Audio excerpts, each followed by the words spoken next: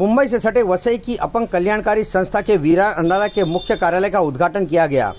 उद्घाटन पालघर के सामाजिक कार्यकर्ता और शिवसेना वैद्यकीय कक्ष के पालघर जिला प्रमुख एडवोकेट नीलेश राउत के कर कमलों से किया गया।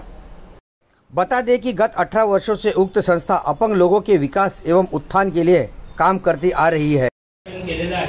आता मी जे पाहुणे आले त्यांचं स्वागत करण्याची विनंती मी अपंग कल्याणकारी संस्थेचे अध्यक्ष शमीम खान यांना करतो। विकास पाटील साहेब स्वागत करतील। सरपंच श्री नंदकुमार घरत यांचं स्वागत करतील। फोटो काढतो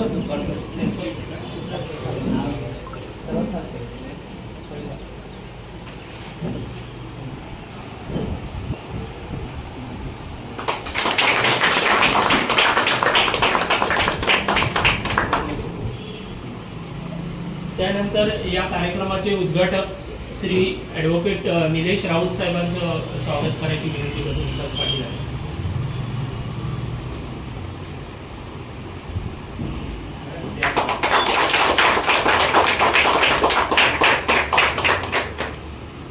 त्यानंतर या कार्यक्रमासाठी प्रमुख पाहुणे आणि अपंग कल्याणकारी संस्थेचे ज्याला आपण म्हणू शकतो सदिच्छा दूत श्री गंगाधर म्हात्रे यांचेही स्वागत करायचे। गंगाधर म्हात्रे हे आदिवासी सेवक पुरस्काराने सन्मानित झालेले आहेत। महाराष्ट्र शासनाच्या आदिवासी सेवक पुरस्काराने सन्मानित झाले।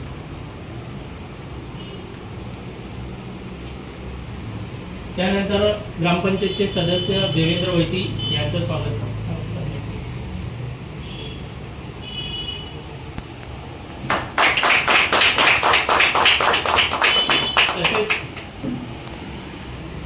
तसेच ग्रामपंचायतचे आणखीन एक सदस्य आहेत आमचे महेश पाटील साहेब आमच्या वॉर्डचे, त्यांचंही मी स्वागत करायचे।